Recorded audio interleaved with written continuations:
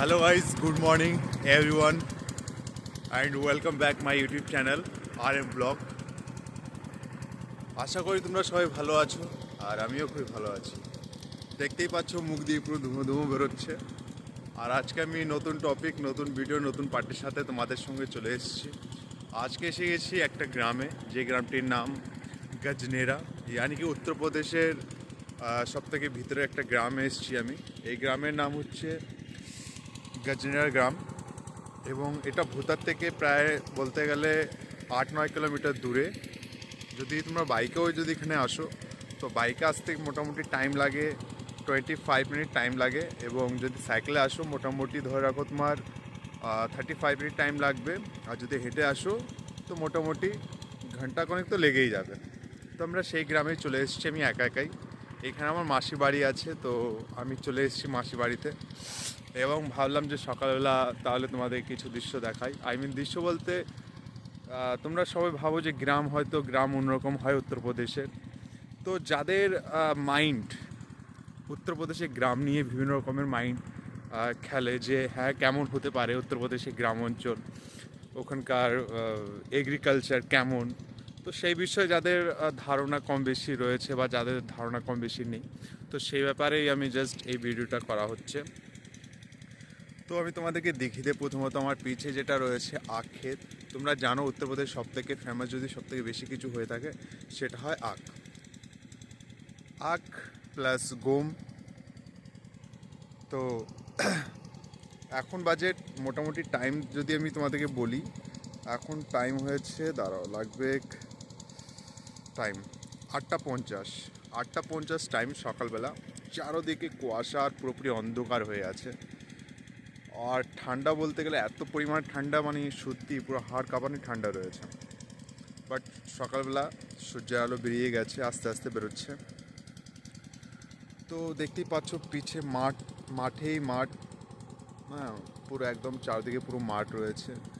এই পাশে যদি আমি তোমাদের দেখাই তো গম হচ্ছে, প্লাস তার সাথে ধানও হচ্ছে, আখ হচ্ছে, আরও শশা।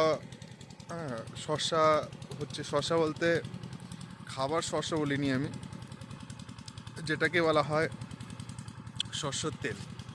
তো সেটা এই দেখো আমার পিছনে শস্য হচ্ছে। এই গ্রামে বলতে গেলে জনসংখ্যা খুবই কম, কিন্তু মাঠ টু মাঠ ভর্তি, আর এত পরিমাণে চাষ হয় বলার মতন না, প্রচণ্ড পরিমাণে চাষ হয়। আর তোমরা জানোই, তোমাদের বেশি কিছু বলতে হয় না। যারা যারা নতুন ভিডিও দেখছো বা যারা যারা আমার নতুন চ্যানেলটি যেখান থেকেই দেখছো না কেন, তোমরা নতুন নতুন ভিডিও পাওয়ার জন্য অবশ্যই তোমরা সাবস্ক্রাইব, লাইক, কমেন্ট করে রাখবে।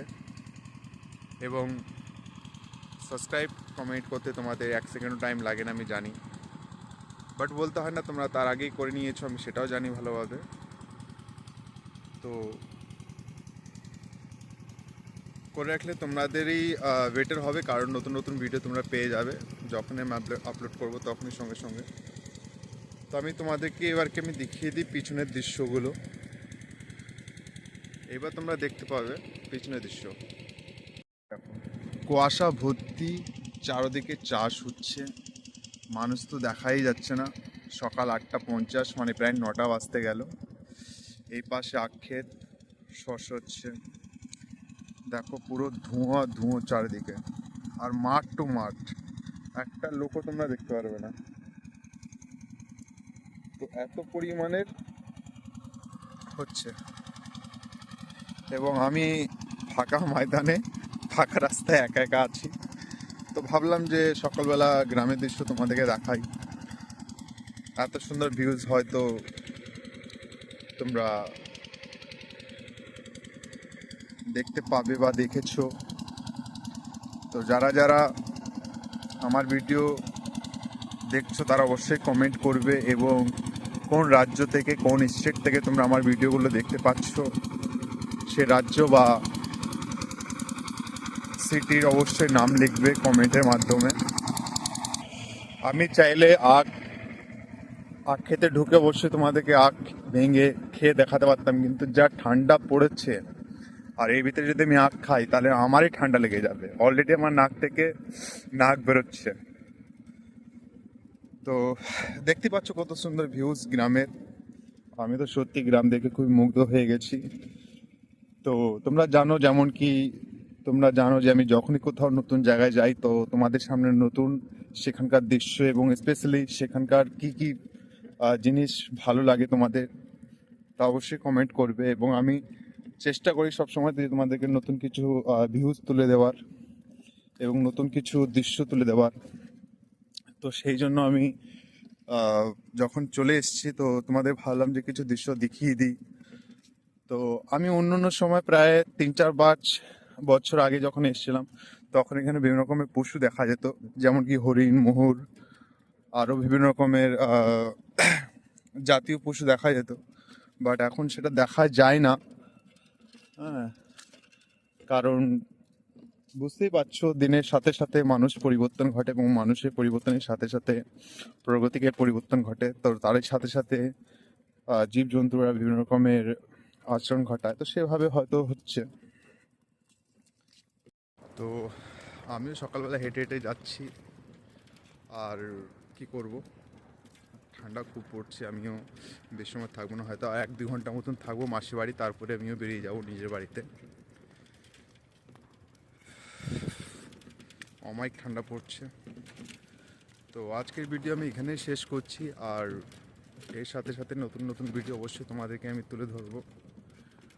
আর আমার ভিডিওগুলো তোমার কেমন লাগে বা তোমাদের কেমন লাগে আমার ভিডিওগুলো দেখতে, তারা তোমার অবশ্যই আমার কমেন্টের মাধ্যমে জানাবে। যদি ভালো লেগে থাকে তবু অবশ্যই জানাবে আমাকে কমেন্টের মাধ্যমে, আর যদি খারাপ লেগে থাকে সেটাও আমাকে অবশ্যই জানাবে। কারণ দেখো আমি নতুন নতুন ব্লগার হয়েছি, আর আমি জানি না কেমন কেমন করে ভিডিও ভালো করে এডিটিং করতে হয় সেটা আমি জানি না। তো আমি বেশি কিছু এডিটিং করিও না, জাস্ট যা ভিডিও বানাই যেমন লাইভ তোমরা দেখছো আমার, তো সেম এইভাবেই আমি তুলে ধরি তোমাদের। কোনো বেশি আমি এডিটিং ফেডিটিং করতে পারি না। তো আমি আমার দিক থেকে 100% চেষ্টা করছি তোমাদেরকে ভালো ভালো কিছু দৃশ্য দেখানোর। তো কেমন লাগে তোমাদের ভিডিও তারা অবশ্যই আমাকে কমেন্টের মাধ্যমে জানাবে। আজকের মতন আমি এখানেই ভিডিও সমাপ্ত করছি, কারণ চারপাশে জঙ্গল টঙ্গল রয়েছে আর বিভিন্ন রকমের, বুঝতেই পারছো উত্তরপ্রদেশ এলাকা কখন কী দুর্ঘটনা ঘটে যায় কিছু বলা যায় না।